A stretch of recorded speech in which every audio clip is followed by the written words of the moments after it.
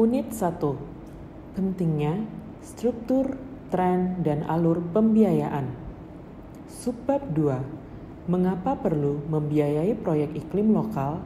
Apa saja trennya dan sumber utamanya? Bagian 1. Pembiayaan iklim perkotaan. Tren, aktor, dan instrumen. Pada akhir unit ini, Anda akan dapat menentukan pembiayaan iklim dan terminologi terkait lainnya. Mengakui pentingnya peran pemerintah daerah dan regional dalam mencapai tujuan global. Memahami kesenjangan pendanaan iklim, permintaan dan pasokan lokal, mengidentifikasi tren-tren utama dan alur pembiayaan di tingkat subnasional. Memahami tren pembiayaan iklim dan pemulihan ramah lingkungan pasca pandemi COVID-19. Dan mengidentifikasi hambatan-hambatan lokal dalam mendapatkan tingkat investasi dan berbagai cara menanganinya. Sebelum menentukan pembiayaan iklim, mari kita perkenalkan beberapa konteks. Kemampuan negara-negara dalam mencegah perubahan iklim dan mengurangi emisi sangat beragam.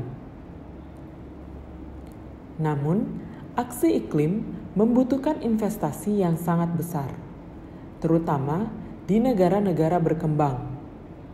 Sesuai dengan UN Framework Convention on Climate Change, negara-negara industri harus menawarkan bantuan keuangan untuk membantu negara-negara berkembang dalam mengadopsi mitigasi perubahan iklim dan langkah-langkah adaptasi.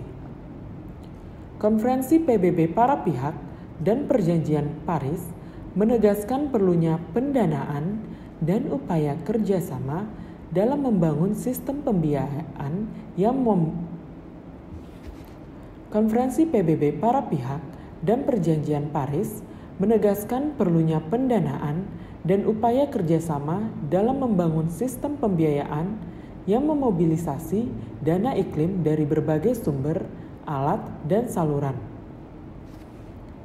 Bagaimana kita mendefinisikan perubahan iklim? Satu jawabannya dapat menunjuk pada jenis pembiayaan yang berupaya mendukung mitigasi perubahan iklim dan aksi-aksi adaptasi. Pembiayaan iklim perkotaan termasuk semua sumber pembiayaan yang mengalir dan di dalam kota dan disalurkan oleh berbagai jenis aktor publik dan swasta untuk melakukan mitigasi dan adaptasi iklim. Mengapa kita memperhatikan tingkat subnasional? Kota-kota menjadi pihak terdepan yang menghadapi tantangan iklim. Sekitar 70% dari kota-kota tersebut sudah mulai menghadapi dampaknya. Hampir setengah dari populasi dunia tinggal di kota, dan 1,5 juta orang berpindah ke kota setiap minggunya. Ini bukan hanya menambah tekanan terhadap infrastruktur, layanan, dan pasar kerja di sana. Hal ini juga semakin memperburuk kontribusi negatif terhadap perubahan iklim dan degradasi lingkungan. Selain itu, kota sudah bertanggung jawab 70% emisi karbon dioksida global yang akan terus meningkat di masa depan. Selain itu, kota sudah bertanggung jawab untuk 70% emisi CO2 global yang akan terus meningkat di masa depan. Aksi iklim lokal sangat dibutuhkan segera. Namun, pemerintah daerah dan regional sendiri tidak dapat membiayai dan melaksanakan proyek-proyek infrastruktur iklim yang masif. Semua tingkat pemerintah harus meningkatkan upaya mereka dan kapasitas kota dalam merencanakan dan mengimplementasikan langkah-langkah yang berkaitan dengan iklim. Bahkan, upaya-upaya lokal dapat berkontribusi besar pada pelaksanaan Nationally Determined Contributions atau NDC dan National Adaptation Plans.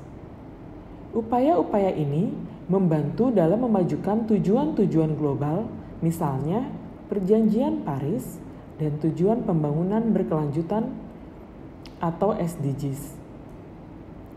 Hambatan terbesar, yaitu pembiayaan. Namun, meskipun potensi transformatif yang besar, pemerintah daerah terus menghadapi satu hambatan besar, yaitu pembiayaan.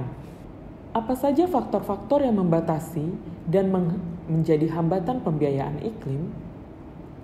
Agar dapat lebih memahami aliran modal, mari kita lihat permintaan dan pasokan investasi iklim. Dalam konteks ini, permintaan dapat dipahami sebagai investasi yang dibutuhkan dalam melakukan mitigasi dan adaptasi perubahan iklim di kota. Proyeksi yang ada saat ini menunjukkan bahwa investasi infrastruktur perkotaan dapat berjumlah antara 4,5 hingga 5,4 triliun US dollar per tahun hingga tahun 2050. Terutama investasi iklim pada ekonomi yang berkembang masih belum mencukupi. Dan investasi iklim di perekonomian berkembang masih tetap kurang. Dan adaptasi perubahan iklim tetap dalam jumlah yang kecil bila dibandingkan jumlah keseluruhan.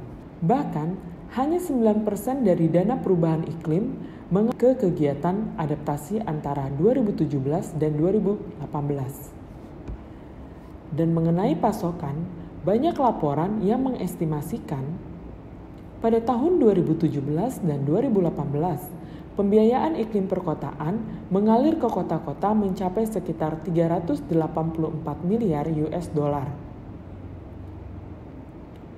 Pada tahun yang sama, Eropa Barat dan Amerika Utara menanggung sebagian besar investasi pembiayaan iklim perkotaan. Pembiayaan iklim masih didominasi sebesar 90%. Pembiayaan iklim masih didominasi sebesar 90% kegiatan mitigasi. Aliran pembiayaan iklim menunjukkan bahwa permintaan investasi infrastruktur di area perkotaan jauh lebih besar daripada investasi yang sesungguhnya. Sayangnya, sejak 2015, kesenjangan ini semakin menganga. Laporan terakhir mengenai situasi pembiayaan iklim perkotaan untuk 2017-2018 menunjukkan bahwa aliran pembiayaan iklim perkotaan rata-rata sejumlah 384 miliar US dollar dan ini jauh di bawah yang seharusnya dibutuhkan. Terdapat kekurangan yang sangat besar dalam pembiayaan adaptasi dan ketahanan yang saat ini kurang dari 10% dari pembiayaan iklim secara keseluruhan yang diarahkan oleh kota.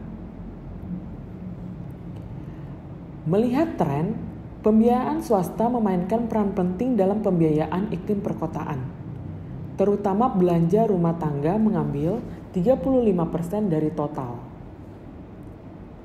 Investasi sektor publik per tahun rata-rata sebesar 84 miliar US dollar terdiri dari 22% untuk pembiayaan iklim perkotaan total.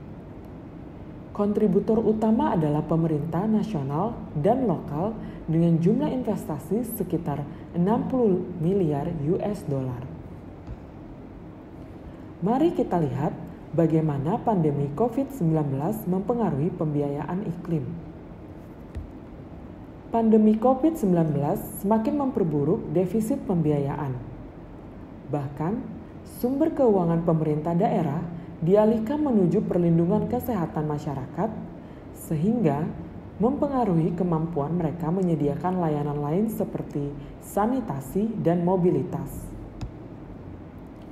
Pada saat bersamaan, kecenderungan pemerintah daerah untuk bergantung pada transfer pemerintah pusat semakin meningkat.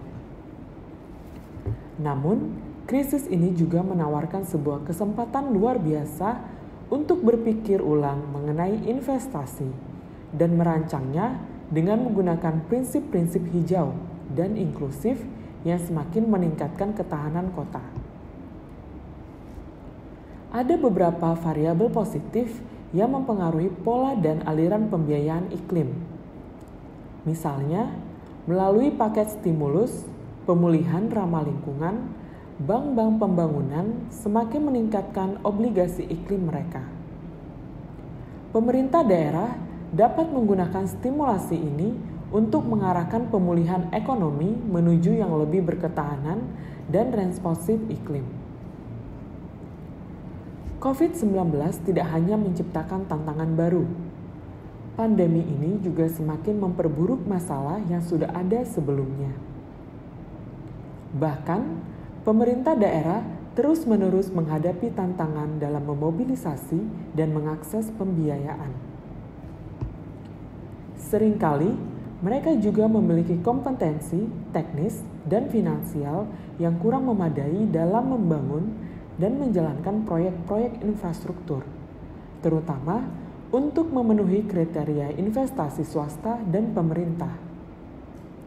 Semua kompetensi ini penting untuk mengembangkan berbagai proyek mega dengan model pembiayaan yang kuat sesuai dengan ukuran investasi yang dicari oleh investor-investor swasta. Otonomi fiskal yang terbatas serta kendali mereka dan sumber daya yang mereka miliki juga membatasi kemampuan pemerintah daerah dalam meminjam dan membuat keputusan-keputusan pasti. Tantangan lainnya yang selalu ada adalah kurangnya pengetahuan dan kemampuan menggunakan berbagai sumber dan instrumen pembiayaan. Misalnya, mekanisme pembiayaan inovatif yang akan dijelaskan pada unit-unit berikutnya dalam pelatihan ini. Terakhir, ketiadaan kerangka peraturan perundangan juga dapat memperlambat atau menghambat mobilisasi sumber daya pembiayaan untuk pemerintah subnasional. Ketika pemerintah baru mengambil alih, inisiatif iklim investasi seringkali menjadi kurang diprioritaskan, terutama bila tidak sejalan dengan tujuan dan rencana jangka panjang. Apa yang dapat dilakukan untuk menghadapi faktor-faktor yang membatasi dan hambatan terhadap akses ke pembiayaan? Menangani kesenjangan pembiayaan iklim membutuhkan aksi di tingkat nasional, regional, atau lokal, bergantung pada konteks spesifik. Menangani kesenjangan pembiayaan iklim membutuhkan aksi di tingkat nasional, regional, atau lokal, bergantung pada konteks spesifik. Namun, ada beberapa rekomendasi umum yang dapat digali oleh pemerintah. Tata kelola multilevel dan integrasi vertikal dapat meningkatkan stabilitas politik dan pembuatan keputusan dengan memastikan adanya kepercayaan politik dan keselarasan dengan program pemerintah. Inisiatif iklim lokal yang diselaraskan dengan rencana jangka panjang akan lebih mungkin menjadi prioritas meskipun ada perubahan administrasi pemerintah. Stabilitas ini sangat penting untuk kesepadanan kredit para investor. Para pejabat pemerintah daerah membutuhkan peningkatan kapasitas untuk memobilisasi pembiayaan iklim, melibatkan para ahli eksternal melalui inisiatif dan program memberdayakan para pejabat ini dan menjadikan mereka lebih mandiri dari bantuan eksternal. Untuk menyediakan lingkungan peraturan yang mendukung kebijakan, rencana, dan sistem fiskal nasional dan daerah harus mendorong aliran sumber daya, stabilitas, transparansi, dan kredibilitas untuk menarik investasi. Misalnya saja, reformasi kerangka legislatif yang memberi pemerintah daerah wewenang lebih besar dalam menggunakan dan mengatur pendapatan asli daerah dapat membantu pemerintah kota menarik dana investasi tambahan. Anggaran harus mencangkup investasi ramah lingkungan.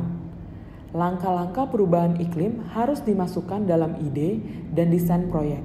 Mendapatkan pendanaan awal akan membantu proyek untuk tidak bergantung pada dukungan eksternal dan menjamin pelaksanaannya. Mengelompokkan proyek-proyek yang berkaitan satu sama lain akan menurunkan risiko individu dan meningkatkan investasi yang diperlukan untuk menarik investor. Pengelompokan ini bisa dilakukan berdasarkan pertimbangan geografis, industri, fokus, dan sebagainya. Berkolaborasi dengan jaringan kota dan menciptakan kemitraan dapat memberikan saran teknis dan hubungan dengan pemodal. Terakhir, satu sumber pendanaan jarang dapat mencapai tujuannya. Oleh karena itu, dukungan pemerintah dan swasta dari berbagai sumber disarankan. Meningkatkan investasi dalam adaptasi perkotaan membutuhkan mempromosikan solusi berbasis alam, menggali berbagai cara inovatif untuk mendapatkan sumber daya milik pemerintah. Misalnya, perpajakan proyek-proyek yang mengumpulkan, menggabungkan berbagai manfaat mitigasi, mendorong pasar surat utang pemerintah daerah, dan menggali dana asuransi. Program Nasional Kota Spons Tiongkok memberikan studi kasus tentang cara menciptakan lingkungan yang mendukung pendanaan dan tindakan iklim. Inisiatif ini merencanakan dan menerapkan infrastruktur hijau dan biru lokal untuk mengurangi kekurangan air dan risiko banjir di Tiongkok. Untuk mewujudkan program ini, pemerintah pusat menawarkan bantuan keuangan dalam bentuk hibah kepada pemerintah daerah selama 3 tahun, bersamaan dengan peningkatan kapasitas. Sumber pendanaannya berasal dari swasta yang diperoleh melalui kemitraan pemerintah swasta untuk infrastruktur hijau perkotaan yang termasuk dalam program ini. Untuk mencapai tujuan ini, strategi manajemen pengadaan diciptakan untuk mendorong investasi komersial bermitra dengan pemerintah daerah. Sebelum menutup unit pertama ini, kami mengundang Anda untuk menonton video yang terdapat dalam materi tambahan unit ini. Wali Kota Makati, Abigail, berbicara tentang pengalamannya mengakses pendanaan iklim. Pilihlah 2 dari rekomendasi yang dia sebutkan untuk lingkungan yang mendukung dan sampaikan kepada kami di ruang diskusi bagaimana elemen-elemen ini terlihat di kota atau wilayah Anda dan bagaimana hal tersebut diimplementasikan. Berikut adalah poin-poin penting yang perlu diingat dari unit ini. Krisis iklim memerlukan pendanaan iklim subnasional. Investasi pada inisiatif-inisiatif yang berfokus pada adaptasi jauh tertinggal dari permintaan. Begitu pula semua investasi pada pendanaan iklim, sehingga menciptakan kesenjangan finansial. Peristiwa internasional yang merugikan dapat berdampak negatif dan positif dalam kaitannya dengan pendanaan iklim. Misalnya saja, apa yang kita amati selama pandemi COVID-19. Lanskap pendanaan iklim beragam dan pemerintah daerah perlu meningkatkan investasi dari berbagai sumber. Tindakan antar pemerintah mempunyai peran penting dalam menciptakan lingkungan yang mendukung, merekrut investor, dan menutup kesenjangan investasi.